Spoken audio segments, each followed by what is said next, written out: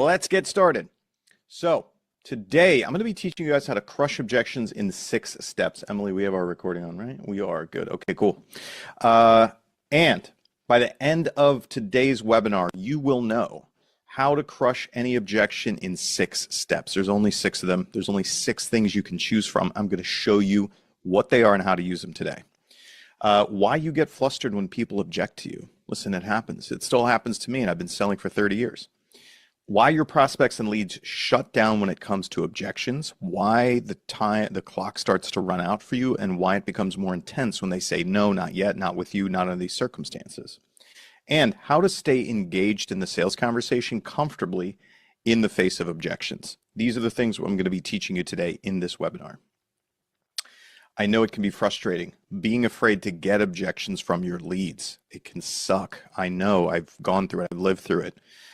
Being confused and nervous about what to do next when they start objecting to you, how to progress, what to say, how not to blow up the conversation or the piece of business or the likelihood that you can capture them or keep them or get them to work with you or even damage the relationship. It can be frustrating to know that you're the best choice for them or you have their best intentions at heart, but they just don't see it that way. That is infinitely frustrating to me when I know I can help somebody and they just won't listen to me, or they're stubborn and they're stuck in their own heads, or they think they know better. They're listening to other people who have no idea what they're talking about, people who have no experience at selling real estate, people who have no experience being real estate agents. That is frustrating. If that's frustrating for you, chat in me. So how do I know this? Here's how I know these things. Because I've been a licensed agent since 2008. I personally averaged 5 to 7 listings per month from outbound cold prospecting when I was in production. I've taken hundreds and hundreds of listings myself. My partners and I scaled a team to over 650 units per year and over 4 million in GCI per year for several years in a row. Part of that company that I built, I also created, built, optimized, and scaled an inside sales team that was producing $200,000 to $300,000 in profit annually from expensive American ISAs. So I know how to convert leads. And my most successful agents that I've coached and worked with over the years sell 60 plus units per year, and teams get to 3,000 plus units per year in sales. This is the sales experience that I have, and real estate has also allowed me to be the first person in my family to generate a multi-million-dollar net worth. So I have a lot of track record of experience of conversations, conversions, and getting leads to appointments, to contracts, and to closings. That's how I know all these things. And this is where this training comes from today. So, one thing I know for sure is that every one of you on this webinar today can absolutely go on more good qualified buyer and seller appointments every week than you do currently. And the fastest way to book more weekly appointments is to improve your current scripting and sales skills. That is the one fastest route up the mountain. So if you like the training that you get on today's webinar, I just want to let you know about our upcoming unscripted masterclass. So if you enjoy this and you want to go farther, we can take you farther in that unscripted masterclass. So I'm just going to tell you a little bit about it. Then if you want to sign up for it later on, you can. So the next upcoming unscripted masterclass, basically what we teach you in this masterclass is how to crush call reluctance forever, how to know exactly what to say in any situation that you get into, and how to confidently convert any kind of lead into a good nurture or into an appointment, and how, when you put all that stuff together, how to finally master your sales consistency. And if you can put all of these things together, you have the best shot at hitting or even exceeding your sales goals. So what you can see there is the QR code to scan that for the details, pricing, and the next upcoming dates for the unscripted masterclass. I teach it live personally on Zoom, and it's highly interactive. So this is a me talking webinar, but that unscripted masterclass is me working with you directly to help you in your skills and help you push yourself farther and be able to come away with these results. So go check out the details here. Okay, let's get on to objections. This is hugely important. And I'm not going to start out the way that you probably think I would start out by teaching you these snappy comebacks or things that you should say to make people wrong or overcome them or, convince them that they need to change their minds. I'm going to start way deeper than that for you because mastery of sales conversations and mastery of objections actually starts if you have a really great understanding of where these objections come from, how they originate, what they actually mean, so that you can have a much better perspective on what you're doing in a sales interaction, in a conversation when you run into objections. So I'm curious. I want you to chat in for me. What would you say if you're talking to a lead and the lead says, "Thanks for calling, but I'm not ready to work with an agent"? Chat it in for me. What would you say? I'm going to make you guys work today. What would you say? Chat it in. Somebody says, "I'm not ready to work with an agent."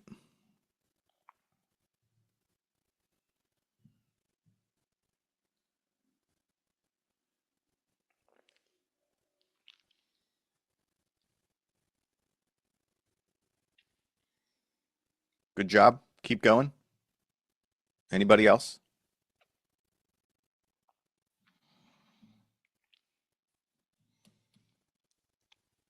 They must be the fastest typers. All right. Oh, uh-oh.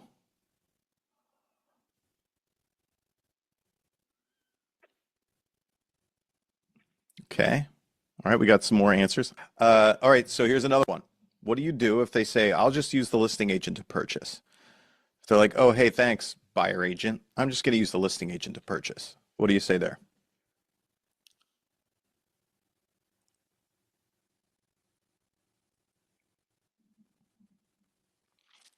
What do you say there? "I'll just use the listing agent to purchase." Chat it in.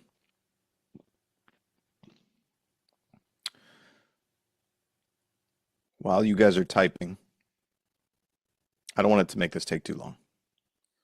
I have one more objection I'm going to throw up on the screen, but I want you guys to get a few more chats in because I want you to, after I train you here today, I want you to reevaluate what you wrote.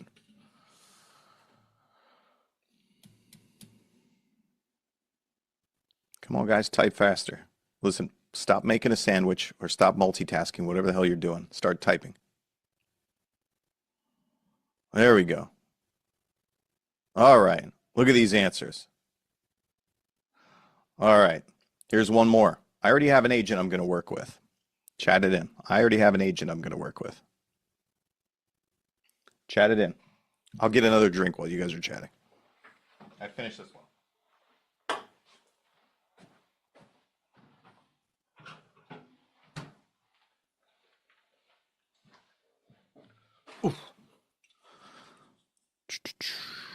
Come on. "I already have an agent I'm going to work with."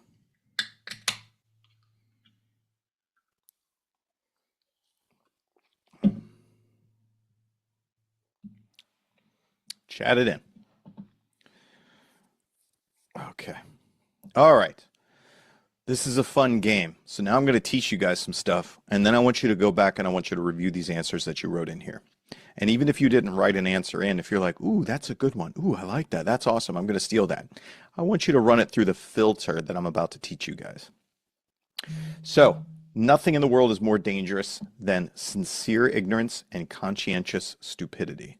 This is Dr. Martin Luther King. The reason I'm telling you this, what this means is ignorance is particularly hazardous when the person is sincere or conscientious, meaning they believe they are doing the right thing or giving good advice. Why would I start this way? Because classic objection handling training completely disregards the prospect's position. It's pushy, manipulative, and offensive. It automatically assumes the prospect is wrong, misguided, uneducated, or even deceptive. So tell me, chat in yes if you've seen any training like this.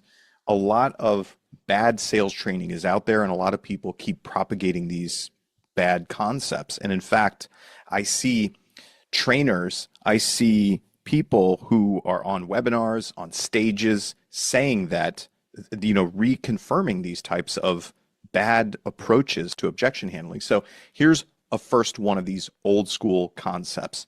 Objections are requests for more info. Have you guys seen this before or heard this before? Some of you have said yes.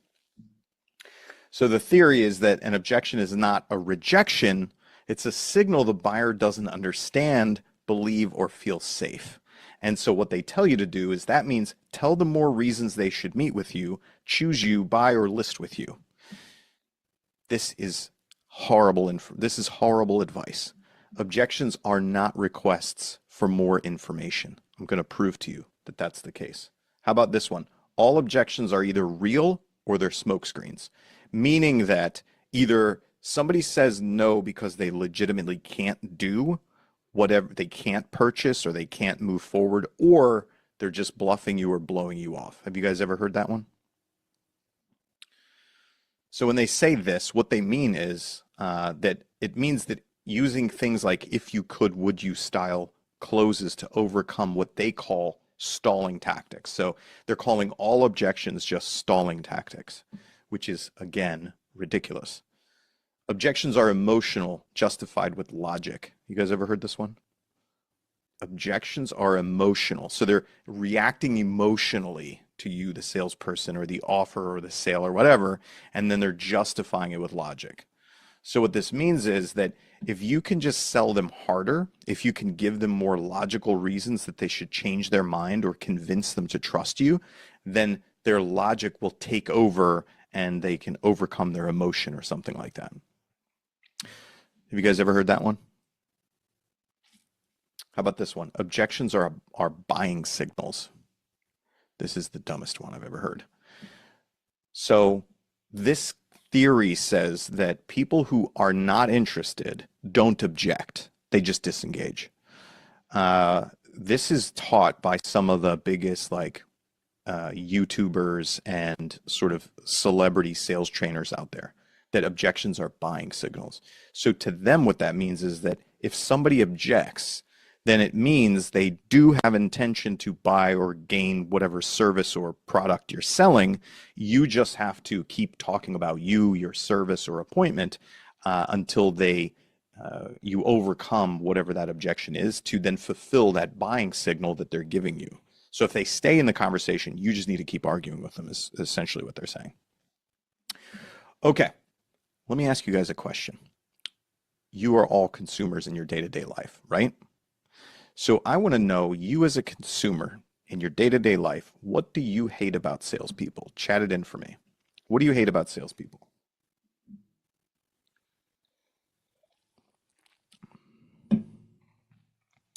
Not listening. Go on, keep chatting.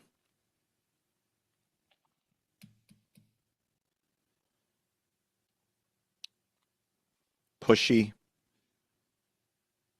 Won't take no for an answer. Call me when I'm trying to get things done. Clear ulterior motives. Offended or offensive. Trying to sell me on something. Insincere. Yep. Okay. Good. Now, let's do a little game. You want to play a little game?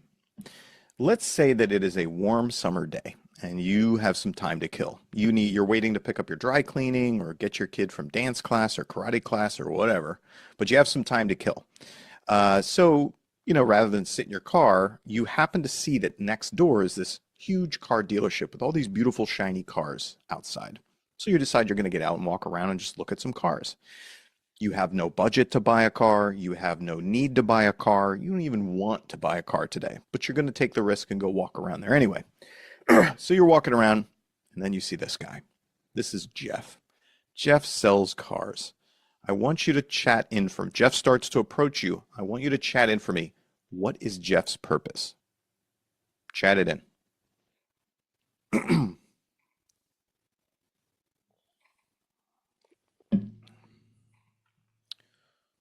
Carlos is the first one on the button.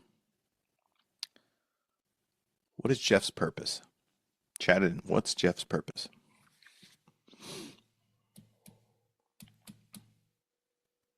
Keep going.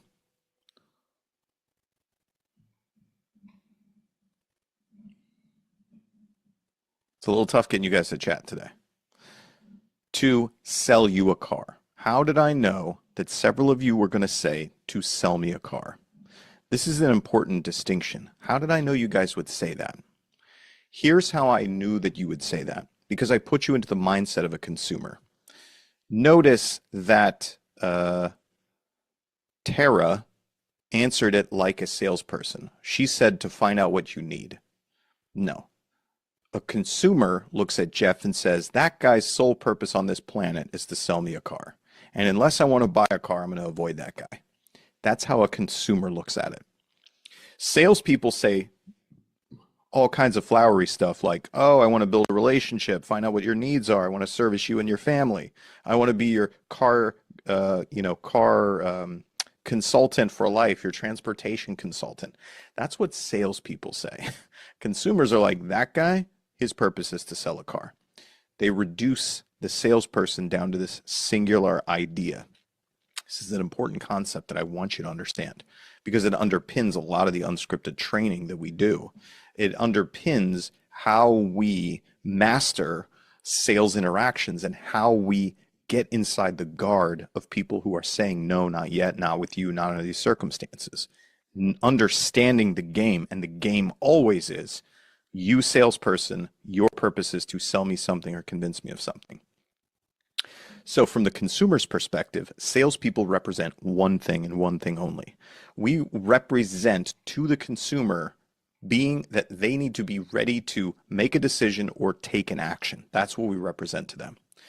And nobody ever wants to talk to a salesperson before they're ready to buy or sell, or unless they have important or burning questions that they can't otherwise get answered.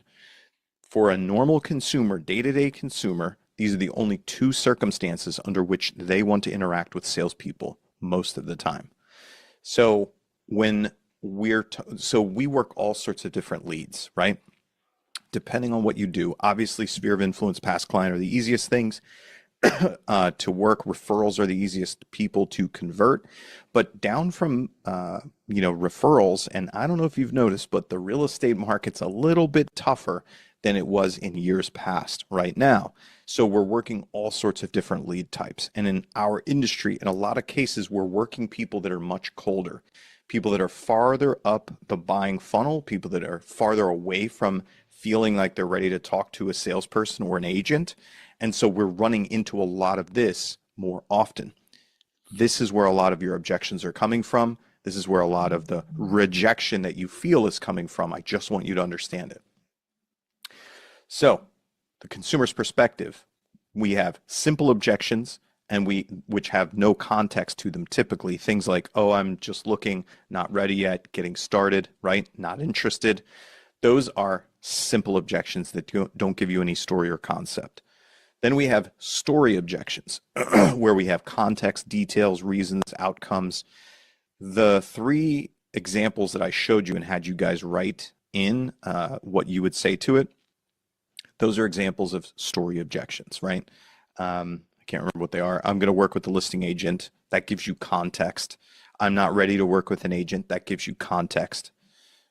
So let's talk about simple objections, the initial knee-jerk sort of rejections that you get.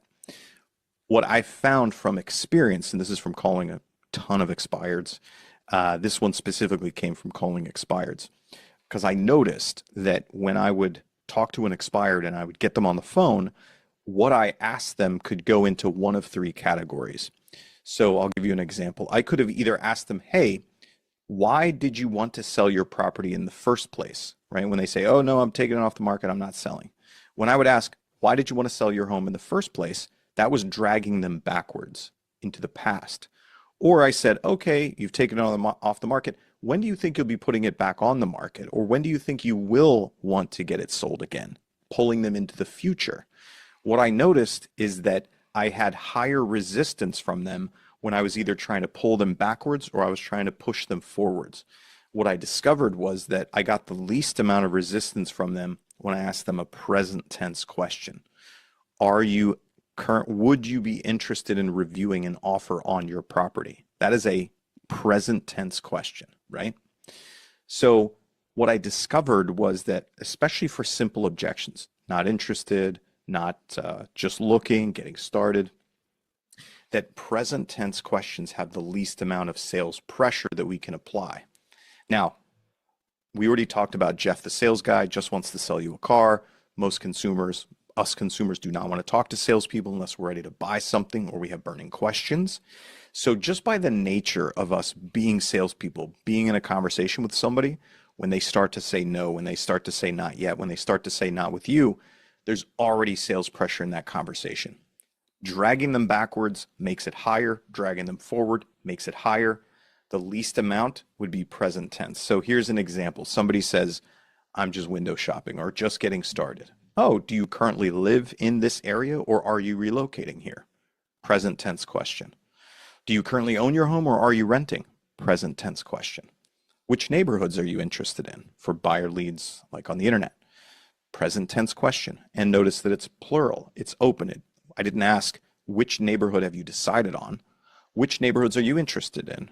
It's open-ended, plural, and present tense. So this is an example of where you're at with simple objections that don't have a lot of context. Somebody says, oh, I'm not interested. Oh, what are you not interested in? Present tense question. Not what brought you to my website in the first place or when do you think you're going to want to make a move? Future tense.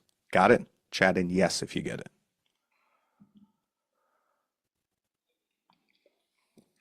Okay, good. Because when people start to object to us, let me ask you a question. When you start to object to a salesperson, when you're in a conversation with a salesperson in your consumer life, and you decide you're going to say no to them, or not yet to them, or not with them, how much longer do you want to keep talking to them? How much longer? Not at all. Hopefully, very little, right? You're ready to be done with that conversation. The reason that this is important is because I want to help you stay in that conversation, right? That's part of what I told you I was going to be teaching you today. How do I stay in that conversation? One of the ways you stay in that conversation is by not increasing the sales pressure that's already present. And most people can answer a present tense question for you and will answer a present tense question for you. But if they feel like you're trying to pull them backwards to get their motivation or pull them forwards toward the cash register, they will shut down faster. All right, good. So let's talk about story objections. So you guys know what this symbol is, right? The yin-yang symbol. So I want you to look at it this way.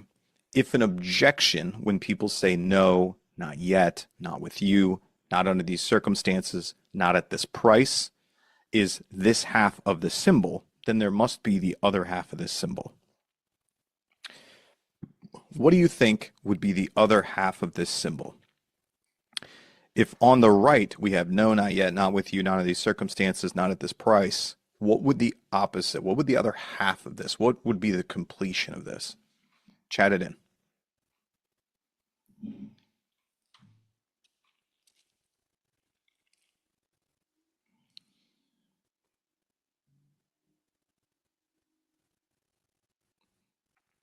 Almost. We're almost there. We're almost there. Let me show it to you.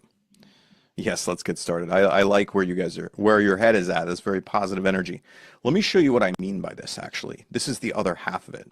So if the right side exists, then the left side must also exist. Yes, at a different time, a different person, different circumstances, a different price.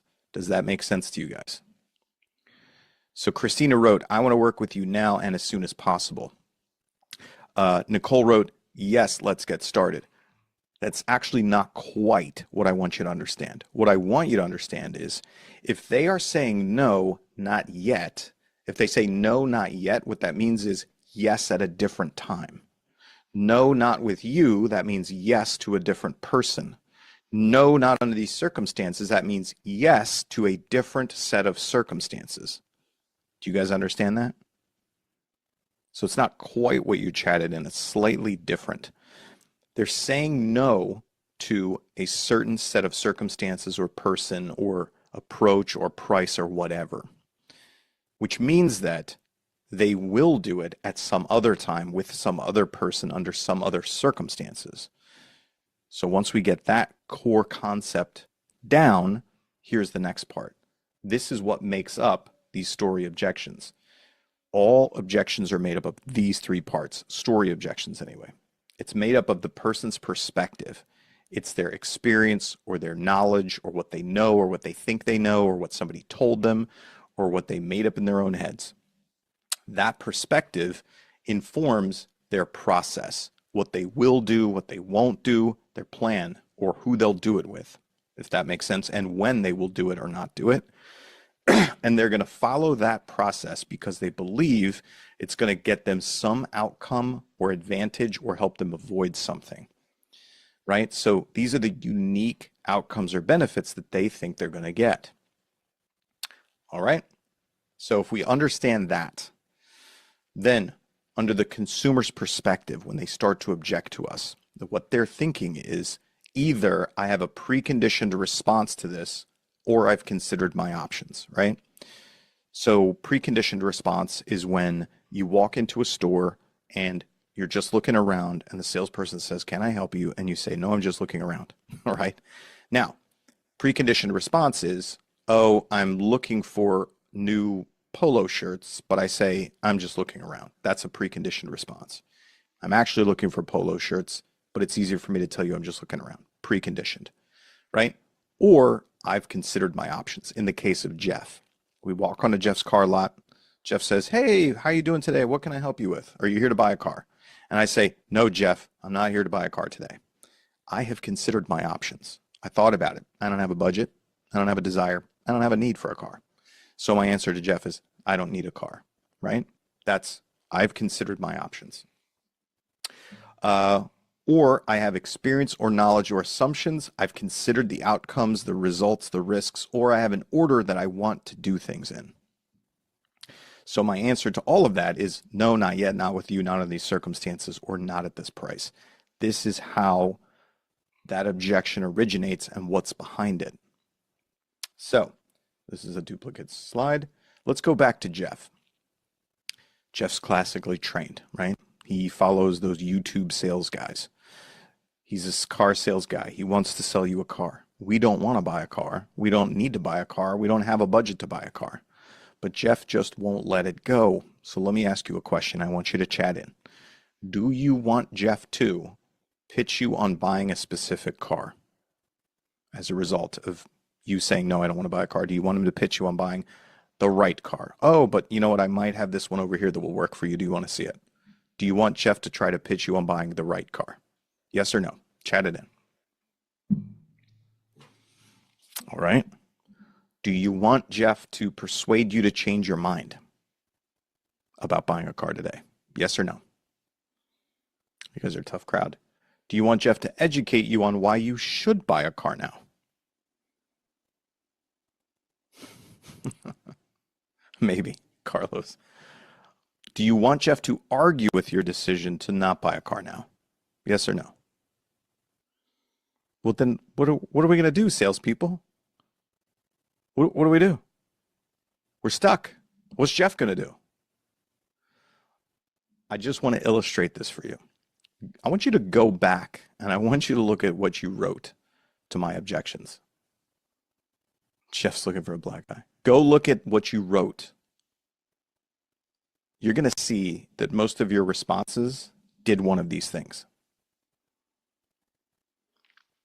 All right. So when the consumer objects to us, their universal response is, "I'm right and I'm justified when I say no.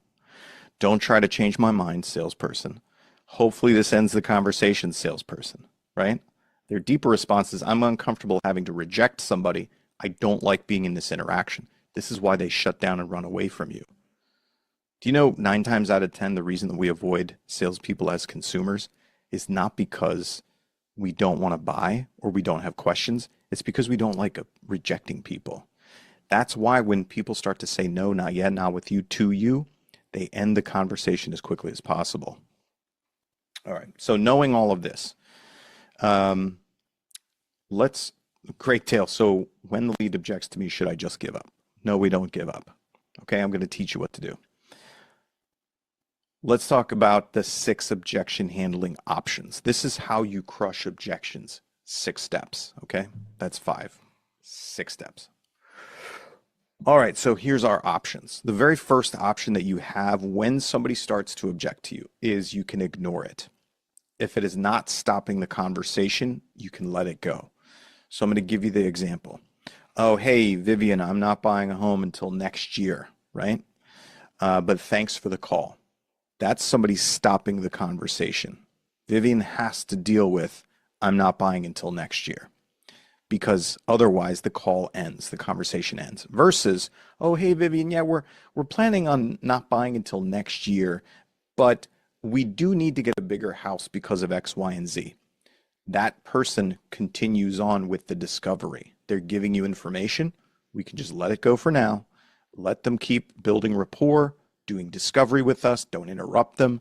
Just keep the conversation rolling. Just know this, that you will need to circle back to that idea of not buying until next year before you end that conversation with them, unless they either squash it themselves by their talking, and like that would sound like, oh, hey, Vivian, yeah, we're not planning on buying until next year, but we do need a bigger house for whatever reason, blah, blah, blah, blah. And we could consider moving faster if these things fall in line. So now they've just squashed the objection and I don't have to get involved in it. So if that happens, I can let it go. I don't have to address it. Or if they keep talking and by the end of the conversation, I haven't gotten a good next step with them, like I haven't been able to get a meeting booked with them or get a video to video booked with them, then I'm going to bring back up the idea of buying next year, right? So I'm going to talk about it at some point, but I'm going to let them keep doing what they do. Now, in the instance of, oh, hey, Vivian, thanks for the call. We're not buying till next year. We'll reach out when we're ready. That is somebody ending the conversation with you, which means you need to do one of the next 5 things. Now, what a lot of salespeople do is they'll close. Closing is asking for a decision or an action. This is what that sounds like. Oh, hey, Dale, we're not buying until next year. Oh, got it. Well, would you consider buying sooner if you saw the perfect home, right? That is a close. I'm asking you for a decision or an action. Now, did we want Jeff to change our mind? No. Do you want me, when you say, Dale, I'm not going to buy till next year, do you want me to ask you if you're going to buy this year, if I can get you to buy this year? Yes or no? As a consumer? No. All right, so if we can't close, the next thing would be pitching, right? Pitching is persuading, leading, or making offers. Here's what that sounds like. Oh, hey, Dale, I'm not buying until next year. Oh, got it. Well, listen, if I could find the perfect home for you that checks most of the boxes, fits your budget, would you consider purchasing sooner? All right. That is a pitch and a close. Based on what we said, as consumers, when we object, we don't want the salesperson to do that either. Right? Okay, so we're not going to pitch. Educating, making statements of fact. So here's what that sounds like. Oh, hey, Dale, I'm not buying until next year. Oh, got it. Well, hey, I don't know if you know this, but interest rates are at an all-time low now, which means you could probably get a great deal. So if we could find the perfect home that checks most of the boxes, would you consider purchasing sooner, right? That's an educate, that's a pitch, that's a close. We consumers decided we don't want that done to us, right? And listen, they'll pay me a lot of money and put me on stage to teach you how to do that kind of stuff into the face of an objection. But we don't want that. So the next thing is we can dispute. Now this one requires a higher degree of skill, being able to dispute somebody. And that's disagreeing with a perspective or information. Here's what that sounds like. And I'll do it in a full stack for you. Again, oh, hey, Dale, we're not buying until next year. Ooh, gosh, buying next year. That might be a little bit dicey because we don't know where interest rates are going to go. They're likely going to go up. They can't go any lower. But I know this, home prices always go up. So not only are you going to pay more for a house next year, you're probably going to have an even higher payment than you would otherwise. I don't know if you know this, but interest rates right now are at an all-time low. So you could probably get the best deal you're going to see in your lifetime.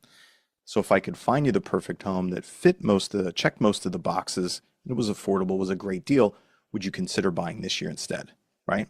So that is a full dispute you, educate you, pitch you, close you. And it sounds magical to the ears of a salesperson. But I'm going to ask you, consumers, did we want a salesperson to do that to us? when we say no, not this year. No, we don't want that, right? That's not what we consumers want, no matter how magical it sounds to a salesperson. So what's the one last thing that we can do? The one last thing that we can do based on everything that I've taught you so far, where these objections come from. When somebody objects to you, they're saying no, not yet, not with you, not in these circumstances, because they believe that a different time or a different person or a different set of circumstances will get them a certain outcome, right? They're going to gain something.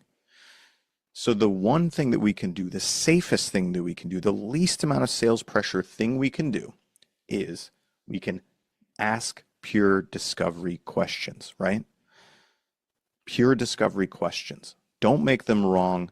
Don't argue with them, but you got to stay in the conversation. You can't just roll over and die. So somebody says, oh, hey, I'm not going to buy until next year. Oh, got it. What's the advantage to buying next year? How did you decide to buy next year? What's important about buying next year? This is a pure discovery question. Get from them what unique outcome they're going to get from doing it that way. Why next year? Why the listing agent, right? How did you decide that you're not ready to work with an agent? What about working with an agent are you not ready for? These are all just discovery questions. I'm not making you wrong. I'm not arguing with you. I'm understanding you the way you understand you. Does that make sense, everybody? That is not the sexy stuff that they want to put sales trainers on stage to teach you.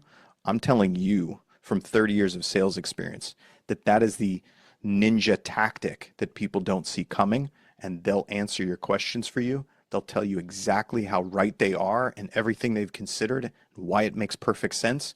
And once you understand that, then you can say, oh, I get it. Okay, this is the outcome you want, or this is the thing you want to avoid. That's when I use the rest of this and I say, oh, got it. Well, if that's what you want, what if I could get you that thing, but I could get you even more of it, or I could do it faster or better or cheaper or more of it or whatever it is, if we do it at a different time with a different person under these circumstances. Yeah, that's the game. But in order to get there, in order to get to the point where I can feel like I can solve your problem better than you can, and ideally it's with me and at a different time, I have to understand this stuff first. Okay. This is why when I teach objection handling, I don't just teach you a bunch of stuff to say to people because that doesn't make any sense and isn't going to make you any better. If you even can remember what to say. Okay, good. So now we've established it. Discovery, asking pure questions is the way to go about this. So discovery questions, ask direct questions to understand. I want you to write this down. If you and I never see each other again, I want you to write this down. Here's how you start with your questions. You're going to try to understand how is the prospect making decisions, or what will you gain or avoid? I was just teaching this the other day, and I had the students literally write it down. How are you making decisions? What will you gain or avoid? As we were working on strengthening their ability to ask these questions in the moment when they get objected to. If you can keep that written down, it'll help center you on what questions you should ask. So what it does for you is offers the least sales pressure possible, keeps the lead talking, and reveals their most critical perspective, process, or outcome, which is what you need to know in order to potentially change what they said to you. So and it also gives you the context to solve the problem. Important notes for discovery question. No persuasion. Okay, listen to the difference between these two questions. Hey, Dale, I'm not going to buy until next year. Oh, got it. Well, what makes you think it's a better idea to buy next year when this year's prices are still great? Versus, hey, Dale, I'm not going to buy until next year. Oh, got it. What's important about buying next year? The first one has like salesperson stink all over it, right? You can feel it. You can hear it. You know what they're trying to do. The second one is pure. Pure is the driven snow. What's important about buying next year? I'm not putting influence on it. There's no judgment. There's no persuasion. There's no salesy stink on it, right? That's important. Do not reveal your disagreement. Oh, hey, buying next year. Where do you think prices will be next year? Does that sound like I agree with your idea of buying next year or disagree? Sounds like I disagree. How many of you want to keep talking to a salesperson as a consumer when you say no and you can tell the salesperson disagrees with you? 0 of us. Your tone reveals as much or more than your words do, right? I don't need to demonstrate this for you, but it definitely comes up in the situations where people say, oh, I'm going to work with a listing agent. Even if you can manage to use good words, you're still going to put your tone in there. The listing agent, you're going to work with the listing agent? Why are you going to work with the listing agent? That does not sound like you agree or support this consumer's decision or like it. No negative words, waiting, holding back, putting off, etc., unless they say it. Let me give you an example. I just like using the buy next year example because it's simple. So when I work with students, this is a lot of the mistakes that I hear. So we'll role play and I'll say, hey, thanks for the call, but I'm not buying until next year. And then they'll ask back, they'll try to do a discovery question and they'll ask something like, oh, well, what has you putting it off until next year? Did I say I was putting anything off as the consumer? No, I didn't say that. I said I'm buying next year. The salesperson said, what has you putting it off until next year? They're adding in this negative connotation that somehow I'm putting something off or I'm waiting on something. Don't put that in there because you're putting your spin on it, if that makes sense. The easiest way to do this, the easiest way to learn this is to actually practice it. Because I can tell you these concepts, but you know, it's kind of like I would imagine like basic training for the military. In basic training, you pretend at getting shot at. When you actually go to war or you get deployed, then you potentially really get shot at, which is way different than pretending you're getting shot at. So that's why the best way to learn this is to actually practice it.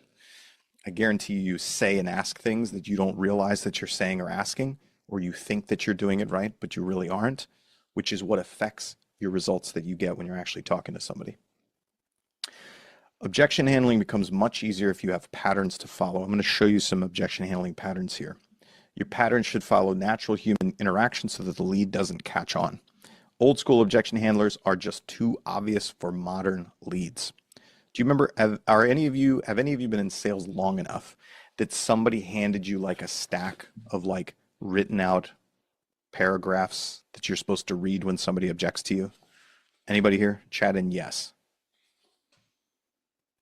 Yeah. Remember that stuff?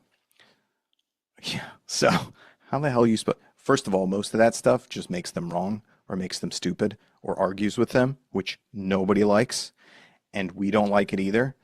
And it's just too obvious. So the process that I'm teaching you first, where you understand somebody, ask a discovery question, sets you up to be able to do the other steps that I showed you. But I'm going to show you these very simple patterns here to follow. So this is a very basic pattern. It's the confirm, anchor, pivot. I hear what you're saying. I'm not offering or asking for the thing that you're saying no to. I'm offering or asking for something else that's less triggering. So here's an example, right? This diffuses their resistance and repositions the offer or the ask, which is important. You have to reposition the offer or ask. I'll just give you an example, right? I'm having a conversation with a lead. Lead says, oh, hey, Dale, thanks, but we're not ready to meet, or we're not ready to list our home. Oh, got it. Hey, listen, I can tell that you're not ready to list your home yet. And I'm not even talking about listing it. I'm talking about taking a quick walkthrough, giving you a punch list that will bring you more money when you actually go to closing and showing you which things you don't have to waste time or energy on, right? I've confirmed. I said, oh no, that's not the thing. This is the thing. That's a very simple confirm, anchor, pivot. The stack. So you do your direct discovery, right? You're going to find out why are you not buying till next year. Just don't use the word why. It's triggering. Notice I didn't ask it. What's important about buying next year? How did you decide to buy next year? What's the advantage to buying next year? Then you're going to isolate the outcome or avoidance. Oh, well, I'm going to buy next year because I think there's going to be more choice of homes in the market. Oh, got it. Okay, so is having more choice in the home that you purchase the really the only reason that buying next year makes the most sense for you? Yes. Okay, now I've isolated it, right? Then I'm going to educate. Hey, I don't know if you know this, but blah, blah, blah, blah, blah. Some facts and figures, then pitch. So if we could find you the perfect home, check most of the boxes, really was well within the budget, something that you loved, would you consider moving forward sooner? This is the stack, okay? So when we practice this in my company, these are the things that we do. We go through the list of objections. We teach you how to ask and formulate great direct questions to understand where they're at, isolate it, educate them, pitch them, and then close them. This is a process, right? Anybody can follow a process. Most of you don't have a process for how to deal with objections, and that's why it's confusing. That's why it makes you a little afraid to get no from somebody because you're not sure what to do. And it's the reason that you get stuck when somebody starts to object and you're like, oh shit, what do I do? I'm just supposed to change your mind or I don't know, argue with you or give up and say, call me later. Follow things like this. So this is the basic stack. This is the first thing that we practice. Then when you can master that initial stack, then we go to the advanced stack. And this is a bigger one. So I'm just going to show it to you, right? So same idea. We're going to unpack you. We're going to dig deeper on the outcomes or avoidances because usually there's more than one. There's more than one outcome. There's more than one avoidance. It's complicated usually. So you get all those out. Then you're going to isolate all of those things. You're going to put them together in a package. You're going to say, okay, this is the package I understand from you. Is this kind of all of it? And they'll usually say yes. Then you're going to either dispute or educate or both. Disputing is definitely an advanced tactic because, again, nobody wants a salesperson to argue with them, but sometimes we have to. And learning how and when to do that takes you to the next master level of your skill set. Then trial closes. This is a super important one. This is like super ninja tactic. Trial closes are things where for me to make you an offer, hey, would you consider buying a house? That's a close. Or let me give you this example. Can I come to your house and give you a value, tell you what it's worth, right? That's an offer. I'm making you an offer. A trial close is more like this, where I would say something like, would you be interested in knowing what your home is worth?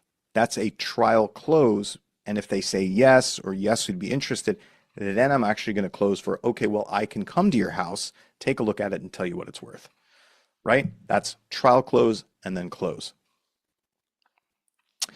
Let's see. So from trial closes, then we go into additional discovery or rapport if need be, if we don't, if we feel like we need a little bit more information or we want to set us up better to then lead into our custom value proposition. Here's who I am. This is what I've done. This is why you should work with me, or this is the advantage that my clients get. That's a value proposition, and it's in the library that I showed you. Then we're going to pitch them. Then we're going to close them for a decision or an action. Okay. This is the full stack. And we actually practice how to get through all of these pieces. But it's like learning math. We teach you the small pieces first, and we stack the pieces together so that you can become really good at what you do and what you say. So that's the stack expanded. All right, so we are at the end of time, and I want to answer the question that you have about the recording. Yes, the recording will be sent out. So the unscripted method, the complete unscripted system that this stuff comes from, teaches you messaging that actually gets leads to respond, intros that keep them on the phone, discovery and rapport questions that keep them talking, an objection process that melts resistance, which I just showed you here, does take work. A compelling value proposition. Why should I buy or sell with you? The number of times that I've asked agents to answer the question, why should I buy or sell with you? And they kind of like run away a lot of times. A process that books appointments early. You need to get appointments with people early so that you don't lose the business to other agents. A process that eases contract presentations, making it easier to put paper in front of people. A process to present and defend your commission. I don't know if you've noticed, but now seems to be the trend of like reducing commission or cutting commission or having to argue about commission. I don't like doing that. I'm sure you don't either. and a process to keep the deal together once you finally get people under contract so you can actually get them to the closing table. So if you can master these, you can triple your weekly appointments and easily add 2 to 4 more transactions per month. Just a quick reminder, if you liked what I taught you today, come join me in the Unscripted Masterclass so that you can finally crush call reluctance. Know exactly what to say always and confidently convert any lead type into a nurture, into an appointment, and finally master your sales consistency. It's live on Zoom. I personally teach it. I'll be interacting with you. It is as close as you're going to get to a one-on-one coaching session with me. Scan the QR code there. Go check out the details and the pricing. And basically, we have these dates that roll out into the future. So if you sign up for the masterclass, then you choose your date that you want to come to. And if you just can't find one that works for you, we'll refund you. No big deal. Also, there's several bonuses that you're going to see on that page that make it more than worthwhile for you to come join the Unscripted Masterclass with me. Hopefully, I'll see you on there. Thank you.